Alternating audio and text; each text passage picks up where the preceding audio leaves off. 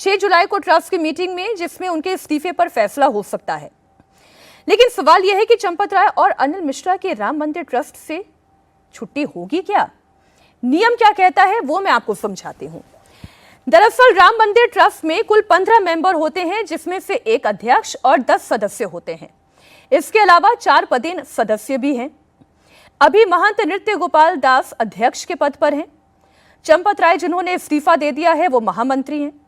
Anil Mishra trustee member हैं, उन्होंने भी इस्तीफा दे दिया है। कामेश्वर चौपाल आप भी सदस्य हैं, लेकिन 2025 में उनका निधन हो गया, जिसके बाद से ये पद अब तक खाली है। इसके अलावा स्वामी वासुदेवानंद सरस्वती, स्वामी विश्व प्रसन्न तीर्थ परमानंद गिरी ये मेंबर हैं। इसके अलावा गोविंद देव गिरी महाराज जो कोषाध्यक्ष के पद पर हैं। कृष्ण मोहन और के पराशरण ये दोनों भी सदस्य हैं। दिनेंद्र दास महाराज जो निर्मोही अखाड़े की तरफ से मेंबर हैं। इसके अलावा जो 4 पदेन सदस्य हैं उनमें है नृपेंद्र मिश्र, केंद्र के प्रतिनिधि के तौर पर प्रशांत लोखंडे, उत्तर प्रदेश सरकार के प्रतिनिधि के तौर पर संजय प्रसाद, अयोध्या के डीएम शशांक त्रिपाठी इसमें पदेन सदस्य हैं। दरअसल राम मंदिर ट्रस्ट से किसी ट्रस्टी को उसकी जिम्मेदारियों से केवल 2/3 बहुमत से ही हटाया जा सकता है। नियम यह कहता है कि ट्रस्टी आजीवन सदस्य होते हैं, इसलिए चंपत राय और अनिल मिश्रा अपना पद छोड़ने के बाद भी ट्रस्टी बने रह सकते हैं। 10 स्थायी वोटिंग सदस्यों में से 2 ने इस्तीफे दे दिए हैं, एक का निधन हो गया है और एक अभी अस्पताल में भर्ती हैं। ऐसे में अब सवाल ये उठता है, पहला सवाल तो ये रुचि कि वोटिंग का अधिकार जिन 8 मेंबर्स के पास मौजूदा परिस्थिति में है वो ये तय करेंगे कि चंपत राय का और अनिल मिश्रा का क्या होगा। अपने पद से तो उन्होंने इस्तीफा दे दिया है, जो कि 2/3 नहीं बल्कि पूर्ण बहुमत के साथ स्वीकार कर लिया जाएगा, ऐसी हमारी इंफॉर्मेशन है। लेकिन चूंकि नियम ये कहता है कि एक बार जो ट्रस्टी बन गया वो आजीवन ट्रस्टी रहता है, तो उसे हटाने के लिए भी क्या बहुमत के साथ उन्हें राम मंदिर के कामकाज, राम मंदिर के ट्रस्ट से पूरी तरह से दूर किया जा सकता है?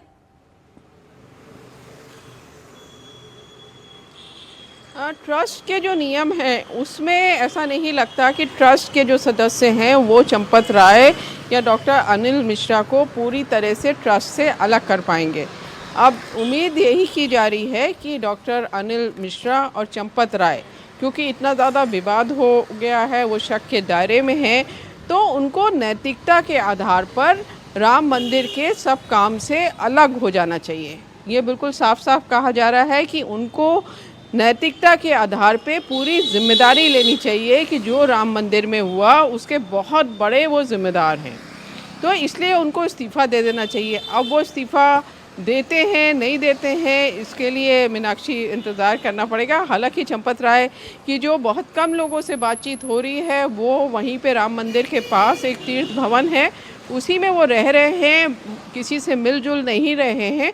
लेकिन कुछ अपने करीबियों से उन्होंने कहा है कि मैं तो बिल्कुल निर्दोष हूँ और एसआईटी जांच जब पूरी हो जाएगी तो मैं एक एक सवाल का जवाब दूंगा, कोई कलंक लेकर मैं नहीं जाऊंगा। तो जब वो ये ऐसा कह रहे हैं तो ऐसा लगता नहीं है कि नैतिकता के आधार पर वो कोई कदम उठाने वाले हैं।